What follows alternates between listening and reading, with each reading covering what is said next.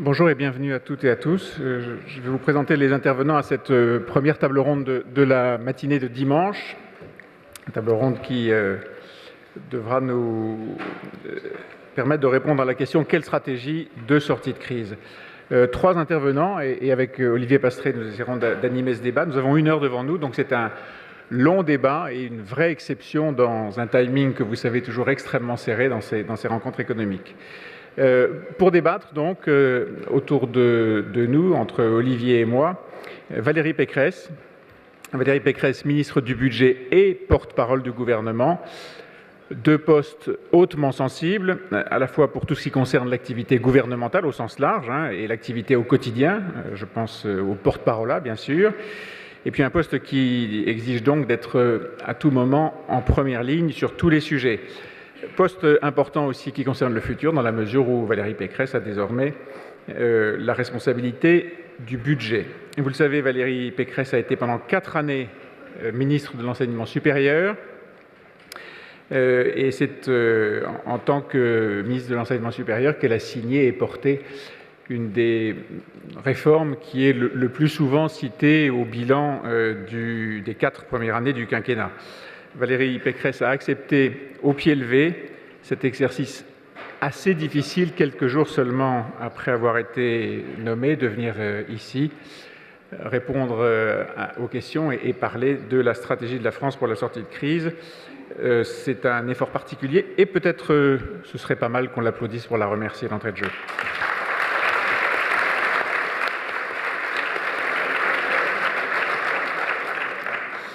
Juste à côté de moi, Anders Borg, ministre des Finances suédois, donc d'un pays qui n'est pas dans la zone euro, comme vous le savez.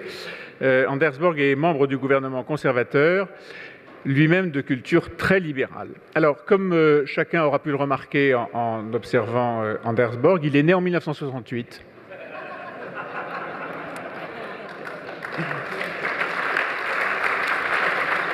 Et il est désormais un des plus anciens ministres des Finances en Europe. Il est ministre des Finances depuis 2006 et a été classé récemment par le Financial Times comme faisant partie des 3 ministres des Finances les plus influents, non pas dans la zone euro bien sûr, mais en Europe.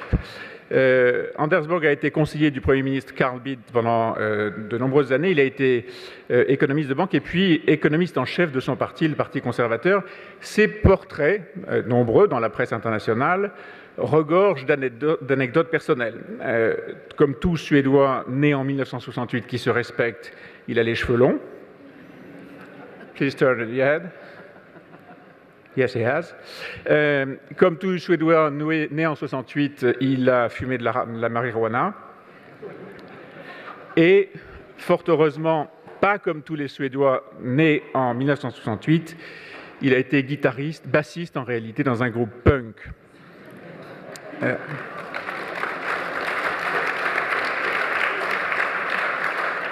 Anders Borg m'a confié qu'il jouait encore de temps en temps de la basse. On en parlera sûrement avec Olivier Pastré. La Suède est un pays tout à fait à part dans la zone Europe. Croissance de 5,7% en 2010, avec une performance de 7,5% au 4e trimestre, après une récession de 5,3% en 2009. L'année 2011 se profile sur un rythme de 4%, supérieur à 4% même, avec un équilibre du budget en 2010 et un excédent du budget en 2011. On parlera sûrement de tout ça. Anders Borg est le ministre qui probablement peut signer les meilleures performances en ce qui concerne les équilibres budgétaires et la baisse de la fiscalité. Jean-Claude Trichet, qui n'est pas né en 68,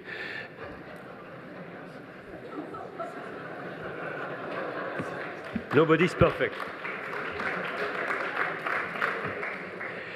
Président de la Banque centrale européenne, très grand habitué de ces rencontres, grand prêtre de l'orthodoxie budgétaire, de la lutte contre l'inflation, celui qui, dans cette carrière exceptionnelle qui est la sienne, a tout fait, enfin tout ce qui concerne le pilotage de l'économie française d'abord, au Trésor, au cabinet du président de la République, puis directeur du cabinet du ministre de l'économie et des finances, gouverneur de la Banque de France, et puis a tout fait aussi pour l'économie européenne, puisqu'il préside la Banque centrale européenne depuis 2003, ce qui en fait aujourd'hui le détenteur pour longtemps du record de longévité à la tête de cette institution. C'est un très grand habitué, je vous le disais, de ces rencontres.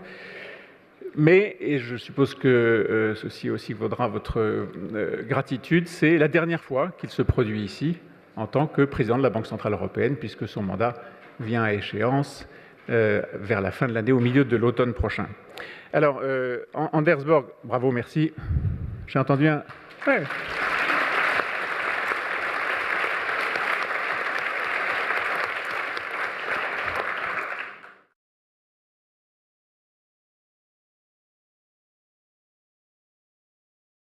Voilà, Olivier, c'est à toi de nous présenter les termes de notre débat. Ça marche. Merci Nicolas. Alors, j'ai beaucoup de chance que les intervenants de cette table ronde sont d'une exceptionnelle qualité. Alors c'est le cas de toutes les tables rondes, mais enfin plutôt celle-là plutôt plus que les autres. Quelqu'un qui, comme Valérie Pécresse, a déclaré « Une société qui n'aime pas ses enseignants est une société qui n'a pas compris les enjeux de l'avenir » ne veut pas être fondamentalement mauvaise. Quelqu'un qui, comme Jean-Claude, a déclaré à l'ensemble des acteurs du marché qui sont dans un état de turbulence avancée, nous leur disons « reprenez vos esprits », ne peut pas être fondamentalement mauvais. Et quelqu'un comme Anders Borg qui a déclaré « je crois qu'il y a du bon dans Hayek, mais aussi dans Keynes », non seulement ne peut pas être fondamentalement mauvais, mais quand même très bon. Alors, j'ai promis à Jean-Hervé que je ne chanterai pas et que je ne déclamerai pas mes vers. Il m'a convaincu en me disant « Jean-Claude, Valérie, ils te connaissent, donc ça va, mais Anders, il va être un peu surpris. » Et je voudrais rendre un hommage qu'a commencé à délivrer Nicolas, un hommage très appuyé à la Suède et à son ministre des Finances. J'ai pas les mêmes chiffres que toi. Moi, j'ai 6,4% de croissance sur la base des chiffres du premier trimestre de cette année, une dette publique de 40% du PIB, et là je suis d'accord avec toi, il y a un excellent budgétaire en 2011, Suède, 3 points, heureusement Torushoff est norvégien, sinon ça serait la totale. Alors j'ai promis que je ne déclamerai pas mes vers, mais j'ai pas promis que je ne déclamerai pas les vers des autres. Et donc je vais commencer par là. Comme je suis encerclé de libéraux, si vous regardez sur la droite, enfin sur ma droite, c'est quand même affligeant. Je vais commencer par Décontracte-toi, fume un peu de marijuana. Je vais commencer par l'international. L'État comprime la loi triche, l'impôt saigne le malheureux, nul devoir ne s'impose aux riches, le droit du pauvre est un mot creux. Ça commence bien. Pourquoi est-ce que je cite ces vers ? Parce que je suis extrêmement pessimiste. Je vais me concentrer sur le seul domaine que je connais, qui est la finance. Si on regarde les réformes qu'il faudrait faire et celles qui sont faites, c'est, me semble-t-il, affligeant, et l'État a quand même intérêt à prendre sa revanche. On a avancé incontestablement depuis 2 ans sur 4 points, la rémunération des traders, le renforcement des capitaux propres des banques, le rôle croissant du FMI et la lutte contre les paradis fiscaux. Mais il y a 11 dossiers sur lesquels on a, à mes yeux, pratiquement pas avancé. Je les liste très rapidement. La standardisation des produits de titrisation, la supervision des hedge funds, la supervision des agences de notation, la centralisation des marchés de gré à gré, la coordination des politiques monétaires, la coordination des politiques budgétaires. Vous suivez ? La lutte contre le protectionnisme, la coordination des superviseurs bancaires, là il y a eu quelques petits progrès, l'homogénéisation de la surveillance des institutions financières en fonction des risques qu'elles prennent, la révision des normes comptables et la révision des normes prudentielles. Donc, State, 4 points, Markets, 11 points. Stéphane Hessel a dit « indignez-vous », moi je serais tenté de dire « réveillez-vous ». Et là, je m'adresse aux gouvernants de manière un peu prétentieuse. On a, avec Patrick Artus, vous allez avoir tout à l'heure, déclamé par Jean-Hervé, notre déclaration finale autour d'un certain nombre de points de réforme qui tiennent compte de tous les débats qui ont eu lieu depuis vendredi. On avait fait avec Patrick 2 propositions à laquelle nous tenons beaucoup mais qui n'ont pas été retenues. 1, la généralisation de l'exploitation des gaz de schiste, et 2, l'obligation pour tous les agriculteurs français de faire des OGM. Je pense qu'il va falloir qu'on se réveille. Il va falloir que les réformes, le rythme des réformes s'accentue, s'accélère, sinon on ne va pas y arriver. Le débat va être organisé autour de 3 pôles. On s'est mis d'accord avec les intervenants et avec Nicolas. Je reprends le tableau de Gauguin au musée de Boston. D'où venons-nous, où sommes-nous, où allons-nous? D'où venons-nous? Pourquoi les pays sont si difficiles à réformer? Où sommes-nous? Quelles sont les conditions nécessaires pour mener des réformes? Et où allons-nous? Comment passer en matière de réforme? La surmultiplier? Voilà les 3 thèmes que l'on va aborder. Alors j'ai bien conscience que j'ai un peu plombé l'atmosphère, donc on va terminer par une note d'optimisme. Encore quelques vers, après ce sera fini. Il n'est pas de sauveur suprême, ni Dieu, ni César, ni tribun. Producteurs, sauvons-nous nous-mêmes, décrétons le salut commun. Qui est l'auteur de ces vers? Eugène Pottier, c'est encore l'Internationale, comme quoi il ne faut pas désespérer même du marxisme. Merci.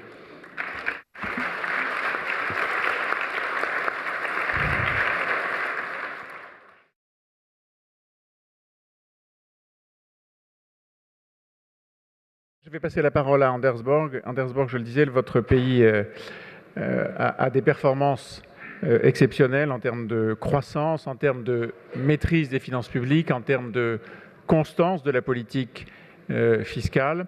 La question est simple. How did you manage it to make it so successful?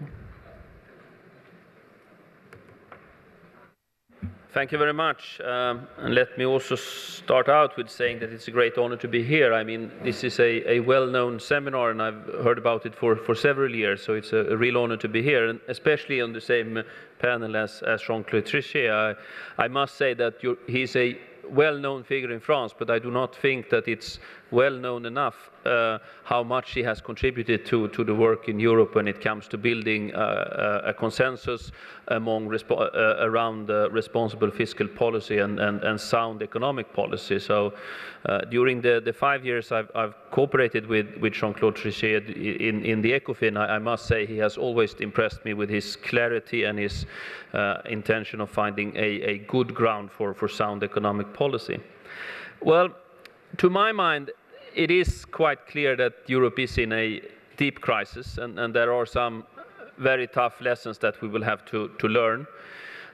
We are paying, as a whole, a high price for naive Keynesian policies in the early part of the crisis. The idea that we're going to put stimulus measures in effect in a crisis is obviously sound. We need to counter a downturn. The problem was the starting point. A lot of the countries started out with a fiscal position that was not strong enough for being credible in the long term.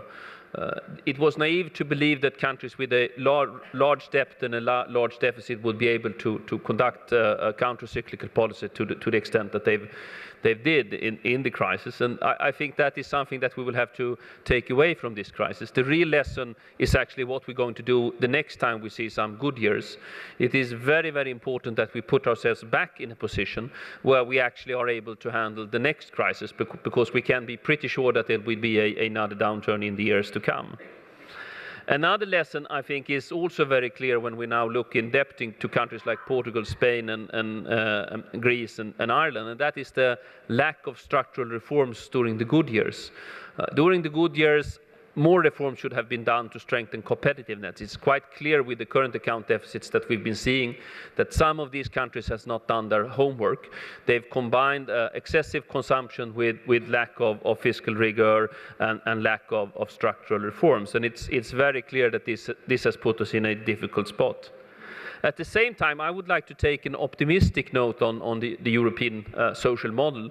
I don't believe that the conclusions from this crisis should be that we need to abandon our social market economy. The idea of having a policy that's trying to balance between market forces and also social cohesion and safety nets for the citizen, I still believe is valid and sound. But while we are keeping our welfare models in Europe, I also think we need to modernize them. We have to reintroduce driving forces to be on the labor market. Social cohesion must be built on labor force participation. Social cohesion must be built on very good and high quality education system. So to my mind, Europe is in a very problematic spot, but at the same time, I think we must be optimistic on our social model. So when I look at the European problems from a Swedish perspective, we are in a little bit of a different spot. We are seeing a very strong recovery. The growth rates are well above 5%. Our own forecasts and the consensus forecasts are indicating that we will have a growth of around 3% for the next coming years. And this is after a period of some 10-15 years with a total factor productivity growth that is very close to what we've been seeing in the US. So what is particular with this recovery for Sweden is also that we've been able to combine it with very strong employment growth. The private sector is now growing in employment over some 3 to 4% over the last 2 or 3 quarters. So we've seen rather strong growth, but also a rather strong recovery in the labor market. And as was mentioned, we are seeing a budget surplus this year and a rather substantial surplus next year. When I became the Minister of Finance in 2006, we had a debt level of 46% of GDP. This year it is reaching 36%, and in 2013, according to the forecast from the ECB, we will be at 26%. So we see a very rapid reduction in debt over the coming years. So what is the lessons from this? Well, I would like to point out 3 lessons. One is the urgent and overall importance of strong fiscal policy. A strong fiscal framework and strong fiscal policy. All politicians will be met by demands for measures when a country goes into a downturn. The only way of dealing with that is to start from a strong position. We went into the crisis with a surplus of almost 4%. So this meant that we were able to implement stimulus measures of around 3% when it comes to discretionary measures, and we also have quite large automatic stabilizers. So we could do a lot in active labor market policy. We did quite a lot of measures to subsidize our welfare services so that we would not see contraction in healthcare or childcare during the downturn. But that must be done from a good starting point. I've been in politics and economics so long, so I remember when Sweden were in a position after the crisis in the 90s that our policies were not credible. When I was working for the Riksbank in the dot-com crash, we actually raised interest rates and intervened in the currency market because our policies were not credible. And then the stimulus measures doesn't work because it will only mean that the interest rate spreads would increase and your confidence in the business sector would go down. So a very clear lesson to my mind is that if you have a need for a large welfare state and strong stimulus policies, you must have a starting point from good public finances. And that cannot be done during the crisis year. It has to be done during the good years. It's during the good years one should be cautious in fiscal policy. The second lesson is obviously the need for structural reforms. In the years that I've been Minister of Finance, we have introduced an earned income tax credit that is equal to some 3%, 2 to 3% of GDP. The bulk of that we have financed with measures on the expenditure side, but we did that in 2007 and 2008. So in 9, 10 and 11, we have been able to have expansionary policy because we were so contractionary in 7 and 8. And that is, I think, very, very important because if you don't combine structural measures with the long-term goal of increasing labor force participation, we will not be able to deal with our demographic challenges, and we will not be able to hold our societies together because we need to have people on the labor market. And it's especially urgent when it comes to low-income people because there the marginal effects and threshold effects in the tax system is very problematic. We've also done quite substantial reforms when it comes to unemployment, sickness and early retirement benefits.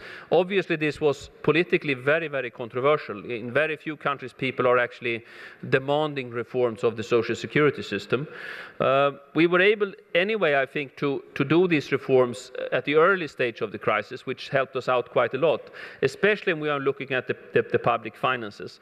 We have seen positive surprises on the expenditure side, but also on the revenue side, because when you do structural reforms, you will also see better numbers when it comes to hours worked. And in most of our countries, we tend to tax labor income quite highly when we look at the overall labor tax wedge. So if you get more people to work, you normally get better tax revenues.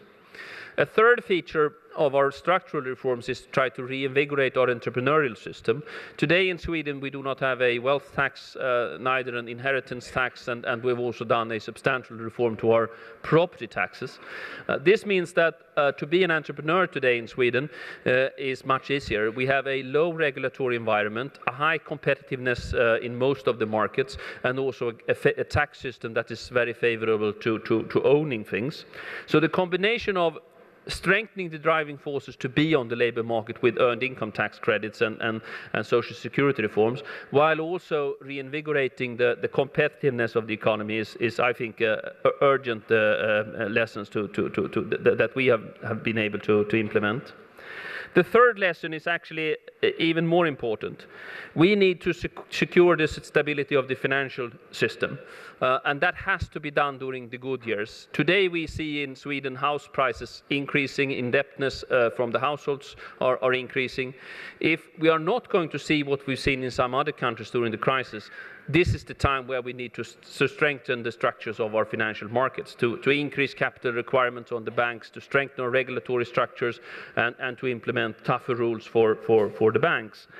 Because if you look at the countries that has gone terribly wrong, it is not only the lack of fiscal rigor and structural reforms, it's also the case that they've lost the control over their financial system, and particularly the construction sector. So when you would see asset prices go down while also the construction sector goes into a crisis, you will have a severe contraction of the economy. So to my mind, I mean, there are some very optimistic lessons to be learned from Sweden. If you do the right things for a substantial time, you will have benefits from that. If you do structural reforms, you will be in a better shape in the next crisis.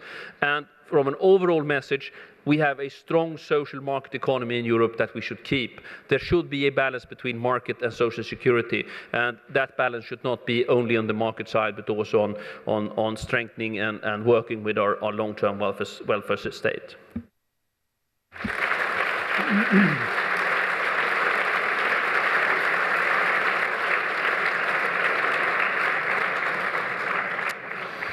Merci beaucoup, Anders Borg.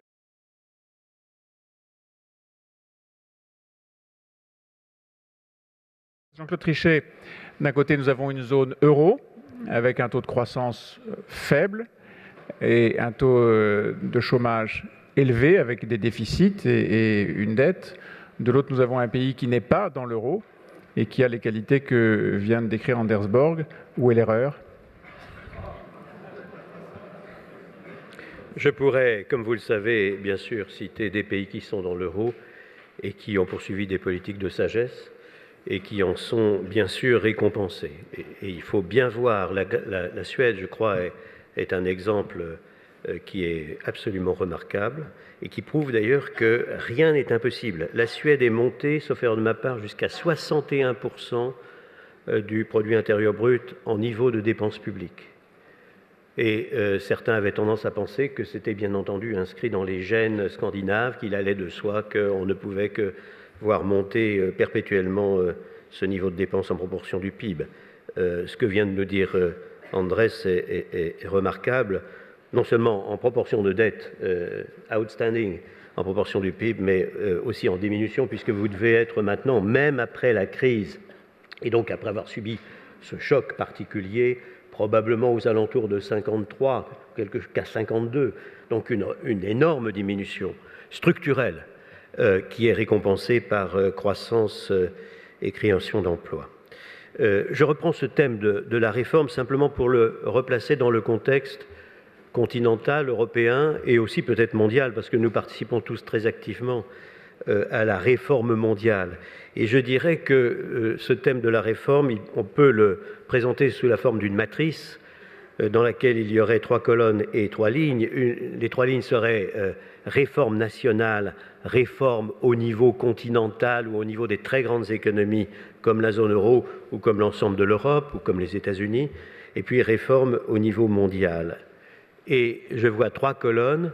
Une colonne résilience, renforcement de la résilience au niveau de l'ensemble de ces économies et avec le découpage national, continental et mondial. Une réforme de la gouvernance, aussi bien nationale que continentale et que mondiale, et les réformes structurelles qui permettent d'élever le potentiel de croissance à long terme.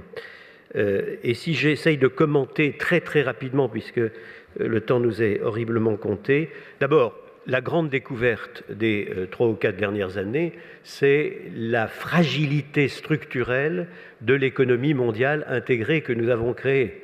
C'est une machine à créer des richesses qui est absolument fabuleuse. Il suffit d'aller en Asie. Moi, j'ai vu l'Asie se transformer au cours des 30 ou 35 dernières années. C'est quelque chose d'hallucinant de voir la transformation de l'ensemble des grands pays émergents d'Asie. C'est donc une réussite et un succès prodigieux. En même temps, nous en avons vu les conséquences en matière de fragilité structurelle. Donc le renforcement de la résilience est fondamental.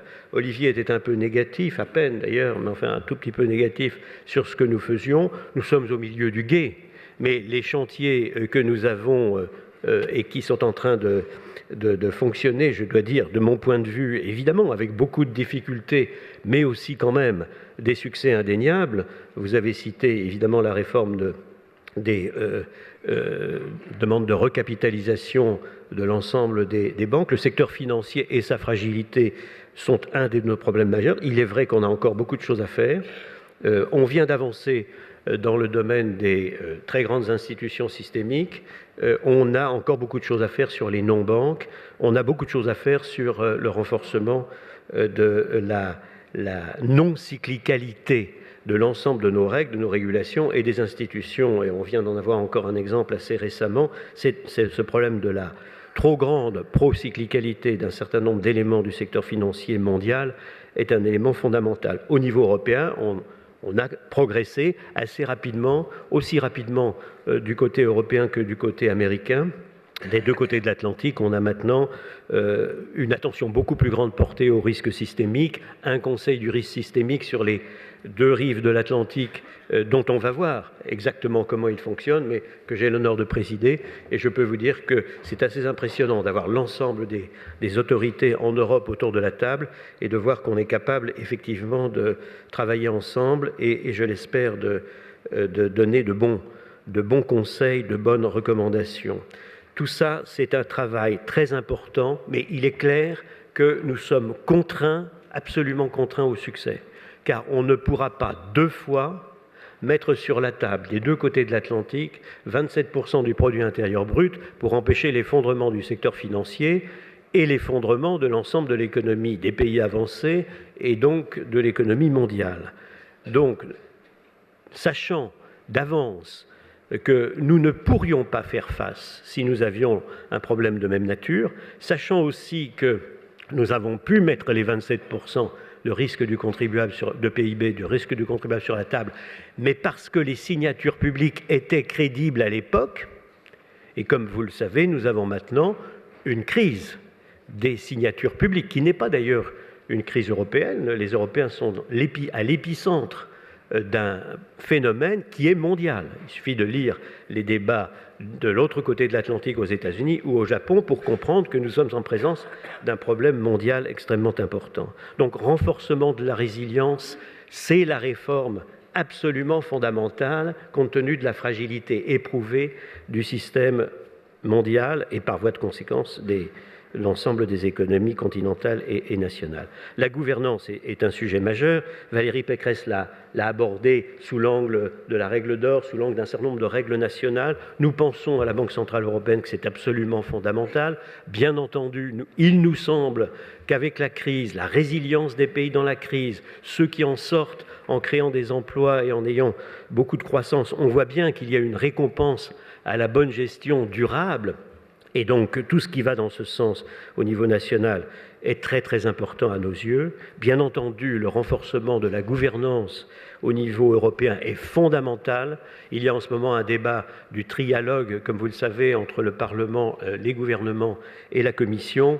Nous pensons qu'il serait extrêmement dommage de ne pas aller au maximum de renforcement de la gouvernance dans le cadre du traité actuel, compte tenu de ce que nous avons vu être les défaillances de la gouvernance en Europe, de la surveillance des politiques budgétaires, de la surveillance des indicateurs de compétitivité. Les pays qui sont en difficulté aujourd'hui sont ceux qui se sont très mal comportés de manière presque caricaturale dans certains cas, et qui n'ont pas été surveillés comme cela était la règle, en particulier du pacte de stabilité et de croissance. Mais on a le même problème au niveau mondial, et je dirais au niveau continental européen comme au niveau mondial, le problème que nous avons, c'est de dépasser le système post-westphalien des États souverains. Il est clair qu'on a créé une entité ou des entités que sont les économies continentales intégrées et l'économie mondiale intégrée. Cela demande, mais je sais que je suis en droite ligne de ce que le Cercle des économistes dit depuis des années et des années, il faut évidemment un renforcement de la gouvernance, de la constellation des États souverains, au niveau mondial comme au niveau européen, qui soit à la mesure du concept nouveau que nous avons créé sous nos yeux et qui est si efficace en matière de création de richesse. Et puis, il y a ma dernière colonne, c'est-à-dire celle du renforcement du potentiel de croissance à long terme. Ça, il faut bien le dire, c'est le problème des pays avancés. C'est le problème des pays avancés. Ils ont, d'une manière générale, en ce moment, une croissance potentielle à long terme qui est insuffisante. Elle a probablement encore diminué considérablement sous le choc de la crise, en tout cas dans l'analyse de la plupart des économistes. Il y a une sorte de fatalité en ce moment des pays avancés. Je suis toujours frappé, lorsque je regarde la croissance du PIB par tête, de voir qu'il n'y a pas sur les 12 dernières années, par exemple, c'est une période commode pour moi parce que c'est la création de l'euro, il n'y a pas de différence significative entre la croissance par tête des deux côtés de l'Atlantique ou au Japon. Les différences apparentes, qui sont très importantes, de croissance sont largement dues aux différences de démographie. La démographie japonaise est tragiquement faible. La démographie européenne est entre la démographie américaine et celle du Japon.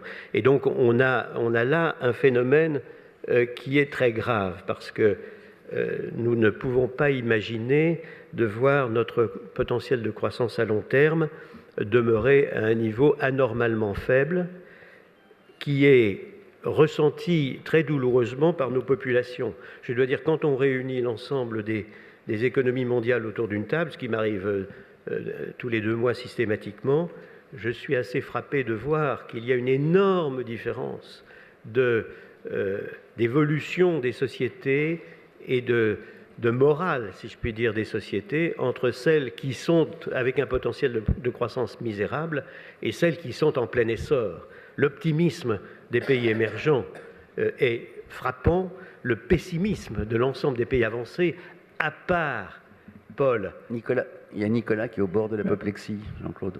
J'étais en train de me dire que mon pessimisme avance au fur et à mesure où le temps se raccourcit. Je suis à ma dernière colonne et à ma dernière ligne. À la dernière Donc, si ligne. ça vous convient, Nicolas. Bien sûr. Hein, mais j'ai pas c'est pour laisser parlé. la salle... non, mais bon. C'était juste pour laisser un peu de temps aux questions. Mais, écoutez, donc je conclus. Nous avons, au niveau des pays avancés, un problème absolument majeur. Tout ce qui va dans le sens de la flexibilisation de nos économies, de la capacité de renforcer le potentiel de croissance est nécessaire. C'est un phénomène d'ailleurs qui n'est pas propre à la zone euro, comme je l'ai dit, tous les pays avancés, sauf le Canada et peut-être l'Australie par exemple. Il y a un petit nombre de pays avancés qui ne sont pas dans ce cas. Il y a quelques pays scandinaves qui ne sont pas dans ce cas, me semble-t-il, ou en tout cas qui nous montrent la voie, et ceci est extrêmement important. Et encore une fois, de notre point de vue à nous, Banque Centrale Européenne, nous disons que chacune des 9 cases de la matrice doit être remplie de manière appropriée. Merci Nicolas. Merci à vous.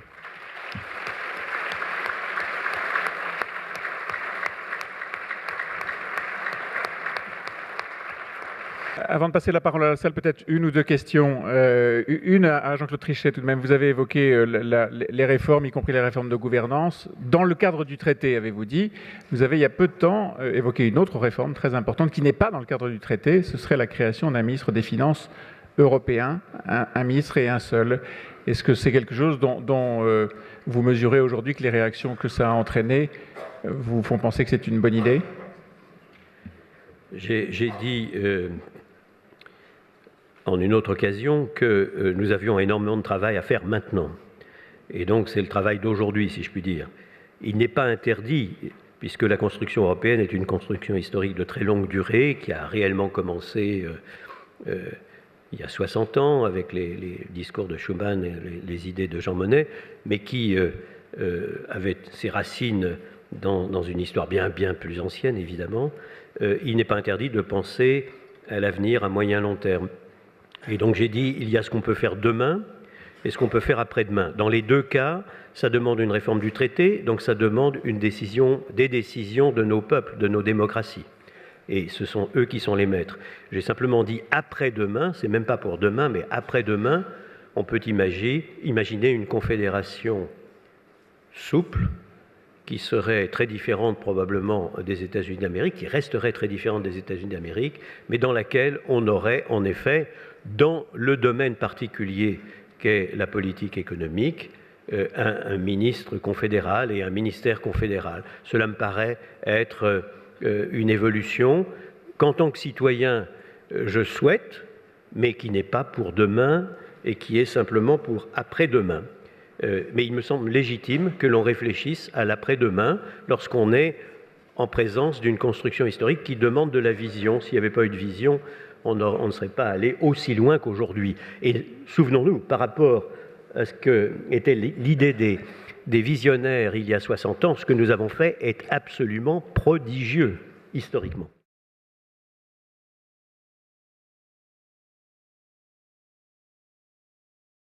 Anders Borg, votre Premier ministre dit souvent, Frédéric Reinfeldt dit souvent qu'il faut reinforce the work ethic. Est-ce que ça veut dire qu'il faut que les Suédois travaillent plus, j'allais dire eux aussi? Well, I believe that if you want a society that is to a high degree characterized by social cohesion, work ethics and the driving forces to be on the labor market is of the essence. First of all, if people are long-term socially excluded, they will lose out in income, but not only in income, but also in life quality, because the achievements that you make in your workplace is a very important part of who you are and how when you perform and feel self-pride. And obviously, if you want to have a big welfare state like we in Sweden have, you have to finance it. And that means that most of the people in working ages have to work. So it's a great challenge to get young people into the labor market and to get older people to stay on the labor market. So yes, I do believe that the work ethics is a crucial part of this, that we have the sense of contributing to society while also taking care of our own situation. Est-ce qu'il y a des questions? Est-ce qu'il y a des questions dans la salle? Allez, madame, vous avez un micro juste à côté de vous. Oui, bonjour. Bonjour, madame la ministre. On entend depuis 2 jours, enfin la constante depuis 2 jours, ça a été la nécessité de redéfinir les politiques fiscales de tous les pays européens, qu'il y a urgence. Moi, je l'entends depuis un peu 10 ans, mais particulièrement cette année. Quand j'entends politique fiscale, j'entends pression, enfin augmentation de la pression fiscale sur le contribuable. Ce que j'aimerais savoir, d'une part, si on augmente aujourd'hui la pression fiscale sur le contribuable, je pense qu'avec un revenu médian de 1 000 €, un prix de l'électricité, du gaz, en tout cas des matières premières qui est appelé inéluctablement à augmenter, on va aboutir, si ce n'est à la révolution, du moins à l'évasion fiscale, et ça ne sera pas celle des plus riches, mais aussi des classes moyennes. Donc ça veut dire quoi? Redéfinir la politique fiscale sans augmenter la pression fiscale sur les individus, sur les contribuables. Valérie Pécresse.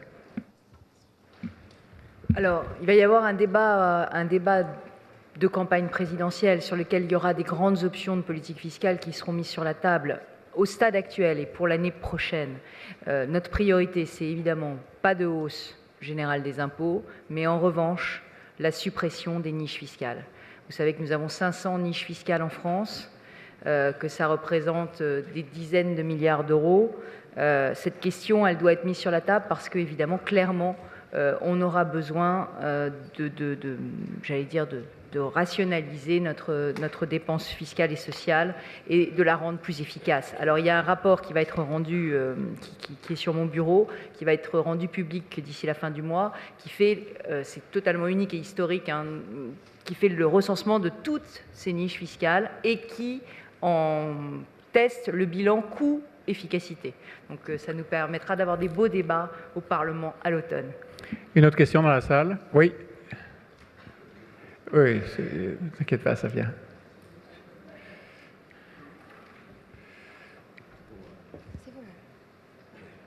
Je voudrais poser une question à Anders Borg. La Suède, et vous l'avez rappelé, a connu une crise financière très grave au début des années 1990, comme d'ailleurs d'autres pays nordiques. Il y a eu la crise asiatique 1997. Bon. Est-ce que ça veut dire que les pays qui ont connu des crises graves dans les années 90 ont par définition pris des mesures qui leur ont permis d'éviter une grande partie des conséquences de la crise récente? Et la question est, au fond, cette crise en Suède 90-92, qui à l'époque a été perçue comme un drame, est-ce que ça n'a pas été aussi, entre guillemets, une chance par rapport à la crise récente? Merci Christian de Boissieu. Anders Borg. Well, I mean, a crisis is also an opportunity to do the right measures, and I'm a strong believer in the European project. I do believe that what we are now seeing in most of the European countries that are in crisis is that a lot of policies that are structurally good are actually implemented. If I compare the US and Europe in a 5 to 10 year perspective, just let me note that the US now have a deficit of 10% and a debt at 100%, and also an unemployment at 9%, and they are completely unable to deal with this. The Republicans refuse to raise taxes, and the Democrats refuse to take care of the expenditures. In Europe, we can see that countries like the UK, like Spain, obviously also Greece, and a lot of other countries are doing measures. Here in France, we now see reforms of the pension system. So I actually believe that we are trying to learn from this. As Jean-Claude Trichet mentioned, it is also very important that we draw the right conclusion for fiscal policy. I'm a little bit skeptical about building a European Ministry of Finance, but to have a common European rule book for governance, I think is really, really urgent. So to my mind, yes, we need to draw the lessons from the crisis, and if we draw the right lessons for Europe and build the European cooperation stronger, we will be in a much better position in the next crisis. We will have a stronger rule book for fiscal policy, we will have a better infrastructure for financial services and the banking sector, tougher rules. So yes, I think we should try to use the crisis to move in the right direction and therefore also be in a stronger position in the next crisis. Merci beaucoup Olivier, le temps nous presse. Est-ce que tu peux dire en quelques secondes, sinon je me ferai arracher les yeux, en quelques secondes une petite conclusion? Mais tu sais que je tiens toujours mes engagements. Deux enseignements de cette table ronde qui étaient, comme vous l'avez remarqué, meilleurs que les autres. Nettement meilleurs, nettement. On n'est pas sorti de l'auberge, donc ça justifie que les rencontres économiques d'Aix-en-Provence se poursuivent pour éclairer le monde. Et deux, suite à la remarque de Christian, il faut souffrir pour être belle, il faut passer par des crises pour en sortir. Et donc, je pense que l'économie grecque, ça sera super dans 20 ans. Merci. Merci à...